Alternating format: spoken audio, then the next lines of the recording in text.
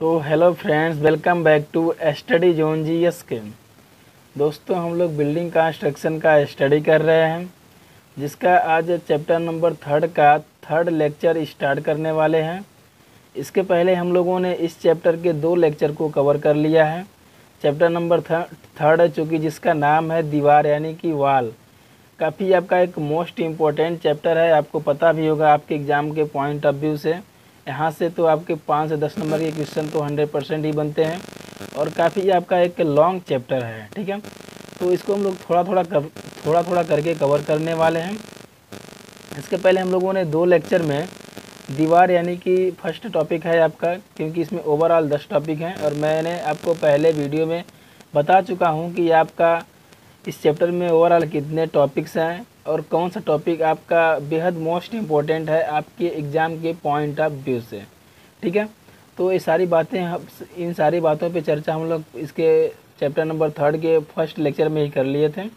तो इसमें हमारा चैप्टर नंबर 3 में पहला टॉपिक है, आपके स्क्रीन पर दिख रहा होगा, दीवार यानी कि वाल, जिसे इंग्लिश में बोला जाता है। ठीक है, और सेकेंड टॉपिक है आपका दीवार बनाने के उद्देश्य यानी कि पर्पज ऑफ वाल, जिसे बोला जाता है। ठीक है, तो इन दोनों टॉपिक को हम लोग फर्स्ट लेक्चर में कवर किए थे।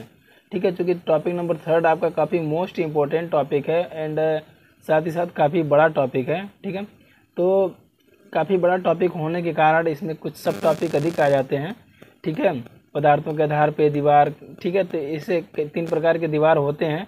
तो पहले प्रकार को हम लोग समझ लिए थे। ठीक है, दीवारों के जो क्लासिफिकेशन हम जो वाल था, इसके फर्स्ट टाइप को समझ लिए थे। हमारा 2 टाइप और रह गया है, उनको समझेंगे। ठीक है, तो आज इस वीडियो में दोनों टाइप को ख़त्म कर दिया जाएगा, जिससे कि आपका ये टॉपिक नंबर 3 फिनिश हो जाएगा। बेहद मोस्ट इम्पोर्टेंट टॉपिक है दीवारों का वर्गीकरण। ठीक है, तो चलिए देखते हैं हम लोग एक बार कि हम लोग इसके पहले जो पढ़े थे क्या था। ठीक है, आपको सारी चीज़ें समझ में आने वाली हैं, बस आप वीडियो में शांतिपूर्वक बने रहें, वीडियो को बगैर स्किप किए देखें, हर चीज़ आपको समझ में आएंगी। थ्योरेटिकल पार्ट है क्योंकि, और काफ़ी बड़ा चैप्टर है, तो आप थोड़ा सा भी स्किप करेंगे तो कहीं ना कहीं आप चूक जाएंगे। ठीक है, तो चलिए देखते हैं हम लोग। तो टॉपिक नंबर फर्स्ट जो था दीवार बनाने के उद्देश्य, हम लोग तो ये तो टॉपिक नंबर सेकंड है हमारा। ठीक है, टॉपिक नंबर फर्स्ट यानी दीवार था, उसको हम लोग तो पढ़ ही लिए थे। और जो स्टार्ट करने वाले हैं आज, टॉपिक नंबर 3 है दीवारों का वर्गीकरण यानी कि क्लासिफिकेशन ऑफ वॉल्स, जो है इसी को हम लोग पढ़ने वाले हैं। ठीक है, तो जिसमें से यहाँ पे दीवारों का जो वर्गीकरण जो था वो 3 टाइप से था। ठीक है, टाइप था आपका पहला, यहाँ पे आपके स्क्रीन पर मैं थोड़ा सा ज़्यादा जूम आउट कर दे रहा हूँ, जिससे कि आपको वही चीज़ें दिखाई दें। ठीक है, यहाँ पे आप देख सकते हैं, आपका यहाँ पे दिखा रहा है कि इन्हें 3 प्रकार से वर्गीकृत किया गया था। ठीक है, पहला क्या है, स्थिति के आधार पे। ठीक है, काफ़ी यहाँ पे मोस्ट है, यहाँ पे लिखा भी गया है। ठीक है, और दूसरा है आपका भार वहन क्षमता के आधार पे, तीसरा था आपका प्रयोग किए गए आधार पे। ठीक है, प्रयोग किए गए पदार्थों के आधार पे। तो हम लोग दीवारों का वर्गीकरण टॉपिक नंबर 3 जो है पढ़ रहे थे सेकेंड लेक्चर में, और इसमें हम लोगों ने स्थिति के आधार पे जो दीवार था अप्रॉक्स 5 से 6 टाइप के थे, उन सभी को हम लोग पढ़ चुके हैं। ठीक है, सेकेंड लेक्चर में स्थिति के आधार पे जितने भी दीवार इसके अंडर में, जितने भी दीवार इसके अंतर्गत आते हैं, सबको हम लोग समझ लिए थे। जिसमें से आपका एक दीवार आता है विभाजक दीवार। ठीक है, विभाजक दीवार जो होता है वो काफ़ी आपका एक मोस्ट इम्पोर्टेंट हो जाता है सब टॉपिक में। ठीक है, हो जाता है, तो आप लोग पढ़ोगे तो सारी चीज़ें आपको समझ में आ जाएंगी। स्टार्टिंग से आप लोग लेक्चर देखोगे तो आपको सारी चीज़ें समझ में आ जाएंगी। ठीक है, तो हम लोग स्टार्ट करेंगे भार वहन क्षमता के आधार पर। तो आप समझ पा रहे हो, हम लोग पहले टॉपिक में दीवार को समझे थे। दूसरा टॉपिक था आपका दीवार का उद्देश्य। ठीक है, सेकेंड टॉपिक हमारा था दीवारों का वर्गीकरण, क्लासिफिकेशन ऑफ वॉल। ठीक है, यही है, आपकी स्क्रीन पर दिख रहा है, एक मिनट, आपकी स्क्रीन पर दिख रहा है। तो दीवारों का वर्गीकरण, तो दीवारों का जो वर्गीकरण था वो 3 टाइप का था। ठीक है, पहला था स्थिति के आधार पे, दूसरा था भार वहन क्षमता के आधार पे, और तीसरा था प्रयोग किए गए पदार्थों के आधार पे। ऐसा था, तो हम लोग स्थिति के आधार पे तो समझ लिए। ठीक है, स्थिति के आधार पे हम लोग जितने भी इसके अंडर में दीवार आते थे उन सबको हम लोग समझ लिए स्थिति के आधार पे। ठीक है, अब हम लोग समझने वाले हैं भार वहन क्षमता के आधार पे और प्रयोग किए गए पदार्थों के आधार पे। आई होप आशा करता हूँ कि आपको टॉपिक में समझा पाया होगा, आपको समझ में भी आ रहा होगा। ठीक है, ओवरऑल 2 टॉपिक आपका कवर हो चुका है, तीसरा टॉपिक पेंडिंग में है, ये भी आपका आज कवर हो जाएगा, और काफ़ी मोस्ट इम्पोर्टेंट टॉपिक है। ठीक है, तो चलिए देखते हैं हम लोग। यहाँ पे आगे आप देख सकते हैं, कुछ स्थिति के आधार पर देख सकते हैं दीवार कई प्रकार के थे। यह सॉरी, मैं थोड़ा सा यहाँ आप देखिए ये यानी 6 प्रकार के थे। ठीक है, स्थिति के आधार पर दीवार आपका 6 प्रकार था। देखिए यहाँ पे आंतरिक दीवार, ठीक है, पहला आपका था, यहाँ पे मैं थोड़ा सा आपको दिखा दूँ।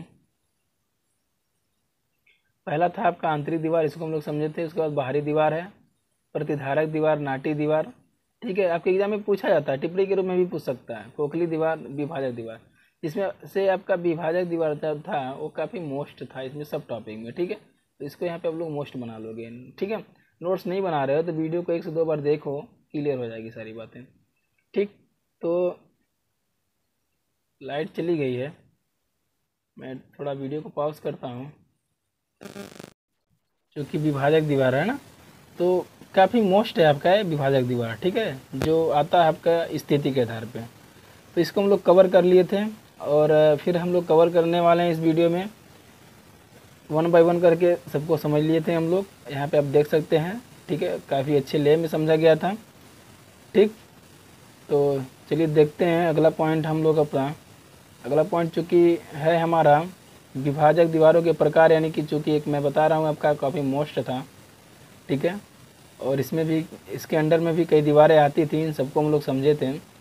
तो आज हम लोग समझने वाले हैं भार वहन क्षमता के आधार पे। ठीक है, तो दीवारों का वर्गीकरण था स्थिति के आधार पे, तो उसमें 6 प्रकार की दीवारें थी। तो 1 बाय 1 करके सबको समझा गया था। आंतरिक दीवारें थी, बाहरी दीवारें थी, ठीक है, पर्दा दीवारें, विभाजक दीवारें, जो भी दीवारें हैं सबको समझे थे हम लोग। ठीक है, तो आज हम लोग समझने वाले हैं उसी में टॉपिक नंबर 3 में ही है आपका दीवारों का जो वर्गीकरण था, क्लासिफिकेशन था, उसमें हम लोग भार वहन क्षमता के आधार पे है। ठीक है, उस उनके अंदर में जितनी भी दीवारें आएंगी उनको हम लोग समझेंगे। ठीक है, समझ पा रहे हैं आप समझ पा रहे होंगे।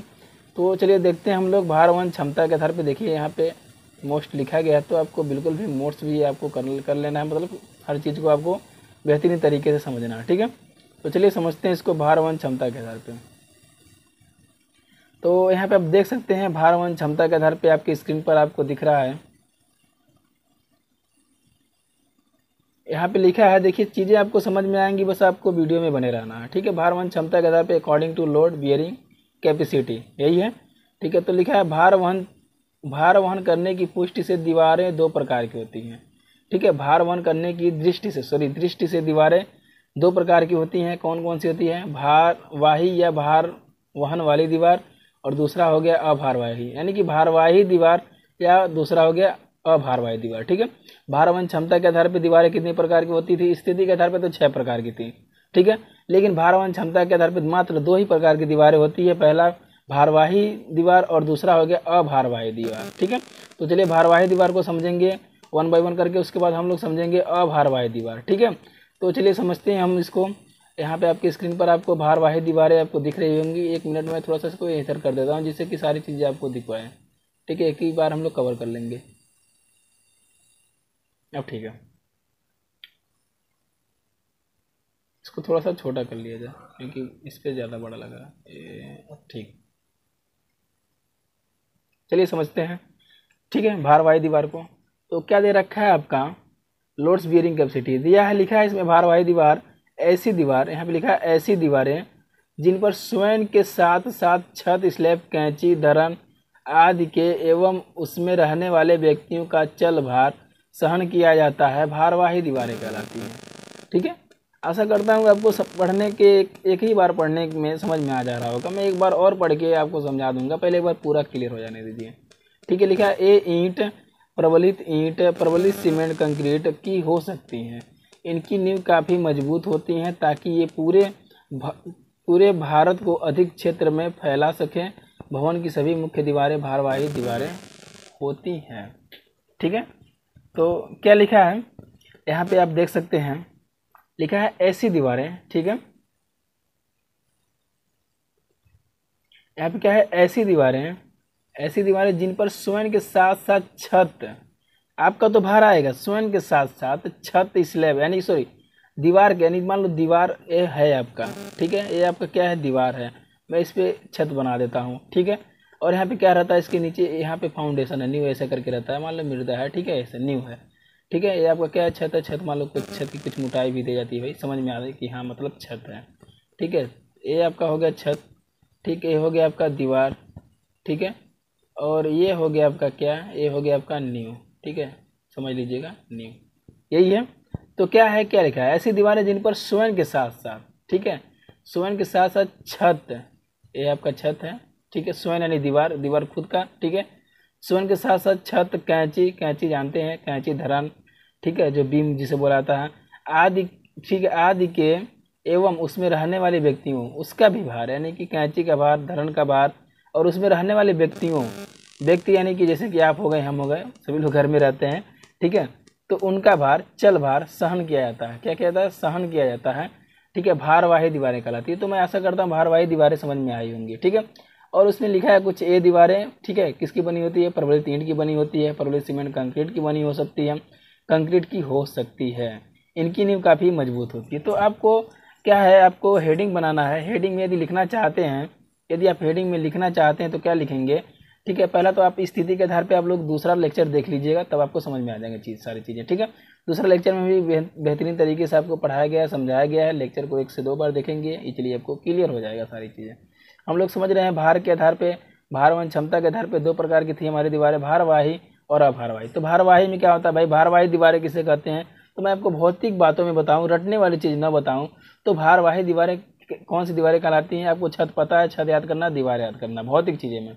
तो ऐसी दीवारें, ठीक है, जिनका स्वयं के साथ साथ छत का, ठीक है, और बीम का भार आता है, ठीक है, कौन सी दीवारें कहलाती हैं, भारवाही दीवारें कहलाती हैं, और साथ ही साथ उस पर व्यक्तियों का चल भार भी लगता है, भारवाही दीवारें कहलाती हैं, ठीक है।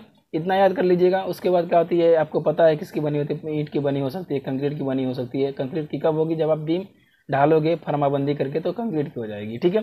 ईंट, आप ईंट के द्वारा जब चिनाई की जाती है, ठीक, ईंट के द्वारा भी दीवारें तैयार की जाती है। तो सारी बातें हैं, तो इनकी चीज़ें, मतलब इन सारे पदार्थों का, मटेरियल का हो सकती हैं।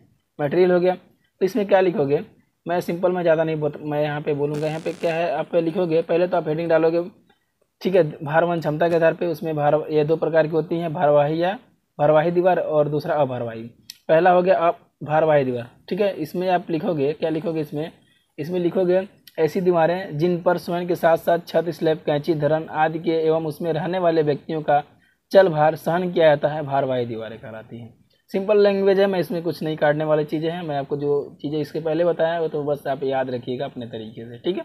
उसके बाद पॉइंट करके लिखना है, क्या करना है, पॉइंट करके लिखना है। पॉइंट करके क्या लिखोगे, ये ईंट, प्रबलित सीमेंट, कंक्रीट की हो सकती है, एक पॉइंट हो गया। दूसरा पॉइंट लिखोगे इसमें, दूसरा पॉइंट क्या लिखोगे, दूसरा पॉइंट लिखोगे कि इनकी नींव काफ़ी मजबूत होती है, इनकी नींव क्या होती है, काफ़ी मजबूत होती है। 2 पॉइंट इसमें हो गए, बस इतना बहुत है, ठीक है। बाकी डेफिनेशन और 2 पॉइंट, ठीक है, इतना लिख लीजिएगा सिंपल, ठीक है। चलिए अगला देखिए, अगला है आपका अभारवाही दीवार, ठीक है। कौन सी दीवारें हैं, अभारवाही, ठीक है, नॉन लोड बियरिंग वाल, ठीक है। चलिए इसको देखते हैं। इसमें लिखा है ऐसी दीवारें जिन पर स्वयं के अलावा अन्य कोई अतिरिक्त भार नहीं आता है, ठीक है, स्वयं के अलावा, ठीक है, खुद, ठीक है, स्वयं के अलावा अन्य किसी का भार नहीं आता है, अभारवाही दीवारें कहलाती हैं। इन्हें विभाजक दीवार भी कहते हैं, ठीक है। विभाजक दीवार के बारे में हम लोग स्थिति के आधार पर पढ़े थे, काफ़ी मोस्ट था। इन्हें स्लैब, धरन, कैंची आदि के भार में स्वतंत्र रखा है। तो विभाजक दीवारें जानते हैं कौन से, तो मान लो एक बड़ा सा हॉल है, कमरा है, ठीक है, उसमें एक दीवार बना दोगे तो हॉल क्या हो जाएगा, दो भागों में बढ़ जाएगा, यानी कि 2 कमरा हो गया, ठीक है। तो मतलब विभाजक दीवार क्या कराती है, हॉल को बांटने का कार्य करती है, बड़े बड़े कमरों को बांटने का कार्य करती है, यानी विभाजित कर देती है, बांट देती है, नाम से पता चल रहा है, तो उसे वही विभाजक दीवार कहलाती है, ठीक है। उसके कुछ गुणधर्म होते हैं, तो उन सारी चीज़ों को आप पहला लेक्चर देखोगे तो समझ में आ जाएगा, ठीक है। इन्हें स्लैब, धरन, कैंची आदि के भार से स्वतंत्र रखा जाता है। वही आपको उल्टा करके लिखना है। उसमें क्या था, उसमें स्वयं के भार के साथ साथ किसका भार लगता था, स्वयं के भार के साथ साथ छत, स्लैब, कैंची, धरन आदि का भार वो क्या करती थी, सहन करती थी, व्यक्तियों का चल भार सहन करती थी। लेकिन इसमें ऐसा कुछ नहीं है, ठीक है। वह क्या है, यह स्वयं के अलावा, ठीक है, स्वयं का भार तो स्वयं करेगी, उसके बाद लेकिन इसके कोई अतिरिक्त, अन्य कोई अतिरिक्त भार नहीं आता है इस पर, ठीक है। सिर्फ स्वयं का भार रहता है अभारवाही दीवार पे, ठीक है, ठीक। और क्या नाम है, इसे विभाजक दीवार भी कहा जाता है। और जैसे कि कैंची हो गया, स्लैब यानी छत हो गया, इनका, ठीक है, इस पर भार नहीं लगता है, किस पे, अभारवाही दीवारों पर, ठीक है, दीवारों पर इनका भार नहीं लगता है, ठीक है। इनसे स्वतंत्र रखा है, तय लिखा है। ये प्रायः फर्श के ऊपर से या कम मोटाई की नींव पर रखी जाती है। इन्हें स्नान घर, शौचालय आदि में बनाते हैं। ये एक मोटी ईंट की हो सकती है, ठीक है। तो इसमें क्या लिखोगे आप, इसमें सिंपल लिख दोगे अभारवाही दीवारें, पहला तो हो गया भारवाही दीवारें, ठीक है। दूसरा हेडिंग बनाओगे आप अभारवाही दीवारें। इसमें लिखोगे ऐसी दीवारें जिन पर स्वयं के अलावा अन्य कोई अतिरिक्त भार नहीं आता है अभारवाही दीवार कहलाती है, ठीक है। समझ में आ रहा होगा आपको, ठीक है। और आप इन्हें विभाजक दीवार भी कहते हैं, ठीक है। ये हो गया आपका। उसके बाद पॉइंट करके लिखोगे, क्या लिखोगे, ठीक है। इस पर स्लैब, धरण, कैंची आदि का भार, ठीक है, नहीं लगता है, एक पॉइंट। दूसरा पॉइंट क्या है, ठीक है। और दूसरा पॉइंट लिखोगे ये क्या नाम है, ये भारवाही दीवार की तुलना में उतने मजबूत नहीं होते हैं, ठीक है। तीसरा पॉइंट क्या लिखोगे, तीसरा पॉइंट लिखोगे इस पर इनका उपयोग स्नानघर, शौचालय आदि में बनाते हैं, ठीक है। और ये मोटी ईंट की हो सकती है, चौथा पॉइंट। तो इसमें आप 2-3 पॉइंट लिख लेना, सिंपल है, आप लिख सकते हो, ठीक है। तो चलिए अगला देखिए।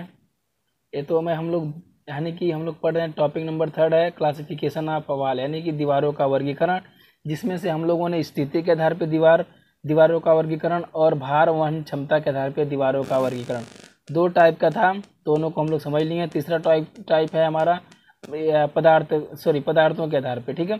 तो तीसरा हम लोग समझने वाले हैं पदार्थों के आधार, प्रयोग किए गए पदार्थों के आधार पे, ठीक है। तो यानी कि लास्ट और आखिरी है, जिससे कि आपका टॉपिक नंबर 3 है खत्म हो जाएगा, ठीक है। तो टॉपिक नंबर 3 आपका सिंपल फिनिश हो जाएगा और चीज़ें हमको इजीली समझ में आ रही हैं, आशा करता हूँ, और ख़त्म हो जाएगा। तो काफ़ी मोस्ट इंपॉर्टेंट टॉपिक है आपका, ठीक है।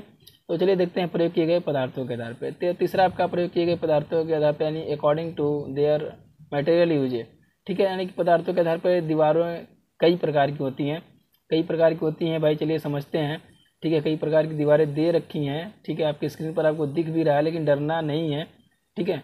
बिल्कुल भी डरना नहीं है, क्योंकि हमको रटना नहीं है, क्योंकि हमको समझना है, ठीक। तो डरना नहीं है इसीलिए। तो क्या है, ईंट दीवार है, ठीक है आपका। क्या है उसके बाद, पत्थर दीवार है। क्या है इस पे, पदार्थों के आधार पे ईंट दीवार, पत्थर दीवार, यानी कि पत्थर का कोई दीवार हो गया, ठीक है। उसके बाद क्या हो गया आपका, प्रबलित ईंट चिनाई की दीवार है। और उसके बाद क्या है, प्रबलित सीमेंट कंक्रीट की दीवार, पूर्व निर्मित खोखले ब्लॉक की दीवार, ठीक है। और क्या, पूर्व निर्मित ठोस ब्लॉक की दीवार, मिश्रित चिनाई की दीवार, ठीक है। अप्रॉक्स यानी 7 प्रकार के दीवार हैं। किसके अकॉर्डिंग आते हैं, ये आते हैं पदार्थों के आधार पे, ठीक है। आपका 6 प्रकार का था स्थिति के आधार पे, और 2 प्रकार का था आपके भार वहन क्षमता के आधार पे, और तीसरा जो है लास्ट और आखिरी है पदार्थों के आधार पे। तो इसमें 7 टाइप के हैं, ठीक है। तो 1 बाय 1 करके हम लोग समझ लेंगे, ठीक है। तो चलिए समझते हैं, और एक बार मैं आपको यहाँ पे सेटअप कर देता हूँ, जिससे कि चीज़ें आपको स्पष्ट रूप से दिखाई दें, ठीक है। तो चलिए, लग रहा है मुझे कि मैं सेटअप कर दिया हूँ। तो चलिए देखते हैं, यहाँ पे क्या है लिखा है कि इनका निर्माण ईंटों की सहायता से किया जाता है, ठीक है। ईंट चिनाई दीवार है, पहला है, किसके अकॉर्डिंग आता है, आपको पता है पदार्थों के आधार पे आता है ईंट चिनाई दीवार, ठीक है। ब्रिक मैसनरी वाल, ठीक है। क्या है, इनका निर्माण ईंटों की सहायता से किया जाता है। ये आधी ईंट, 1 ईंट या 1.5 ईंट या 2 ईंट की हो सकती है। ईंट चिनाई दीवार का निर्माण भाई कैसे किया जाता है, ठीक है। इनका निर्माण ईंटों की सहायता, नाम से पता चल रहा है ईंट चिनाई दीवार, यानी ईंट के द्वारा जो चिनाई की जाती है वही कहलाती है। ईंट के द्वारा जो चिनाई करके जो दीवार तैयार की जाती है वही कहलाती है ईंट चिनाई दीवार, ठीक है। और इन दीवारों के निर्माण में 1 ईंट, 1.5 ईंट यानी 1.5 ईंट, 2 ईंटों का प्रयोग किया जा सकता है या होती है, ठीक है, या हो सकती है। इन्हें 1/4, ठीक है, लिखा है यहाँ पे 1/4, 1/5, 1/6 के मसाले से जोड़ा जाता है। दीवार अधिकतर 1/6 के मसाले से ही चलाई जाती है, आपको पता होगा, ठीक है। ये मसाले गिट्टी, ठीक है, गिट्टी, गारे, चूना या सीमेंट के बने हो सकते हैं। ये दीवारें काफ़ी मजबूत, टिकाऊ एवं अग्निरोधी होती हैं। इनकी लागत कम आती है, ठीक है। तो मैं आशा करता हूँ कि, फिर लाइट चली गई यार।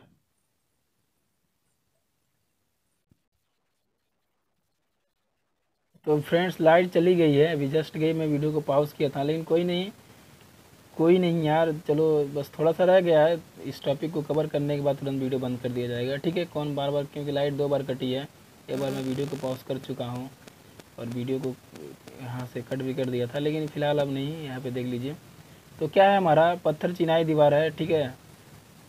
तो आपको ईंट चिनाई दीवार तो आपको समझ में आ ही गया होगा, ईंट चिनाई दीवार क्या होता है, ठीक है। तो आप ईंट चिनाई दीवार में लिखोगे, ठीक है, क्या लिखोगे, इनका निर्माण ईंटों की सहायता से किया जाता है, ठीक है। ईंट चिनाई दीवार का निर्माण ईंटों की सहायता से किया जाता है, ठीक है। ये आधी ईंट 2 ईंटों की हो सकती हैं, ठीक है। और क्या लिखोगे, इन्हें एक संबंध 4, एक संबंध 5, एक संबंध 6 के मसाले से जोड़ा जाता है, ठीक है। और उसके बाद एक पॉइंट करके लिख लेना, ये क्या होता है, ये मसाले, सॉरी पॉइंट मत करना, उसी में लिखना अच्छा लग रहा है, ठीक है। ये मसाले जैसे कि, सॉरी लाइट तो आ गई, सॉरी क्या है इसमें, तो बहुत खुशी की है कि मतलब लाइट आ गई है, ठीक। तो इसमें क्या करना है आपको, सिंपल है। ये मसाले गिट्टी, गारे, चूना या सीमेंट के बने हो सकते हैं। ये दीवारें काफ़ी मजबूत व टिकाऊ व अग्निरोधी होती है, इनकी लागत कम होती है, ठीक है। समझ में आ जाएगा, सिंपल है, ठीक है। तो चलिए आगे देखिए, आगे देखते हैं हम लोग। अगला है आपका पत्थर चिनाई दीवार, ठीक है। हमारा पहला था, और दूसरा आपका पत्थर चिनाई दीवार, ठीक है। स्टोन मैसनरी वाल है, लिखा क्या है भाई, ये दीवारें पत्थरों की सहायता से बनाई जाती हैं, ठीक है। पत्थर चिनाई दीवार यानी पत्थरों के चिनाई करके, चिनाई यानी जोड़ करके, ठीक है, जो चीज़ें बनाई जाती है, जो दीवारें बनाई जाती है, वो इसे क्या कहता है, पत्थर चिनाई दीवार कहा जाता है, ठीक है। तो सिंपल है आपका, बनाई जाती हैं। इन्हें एक संबंधी 2 के सीमेंट मसाले से जोड़ा जाता है।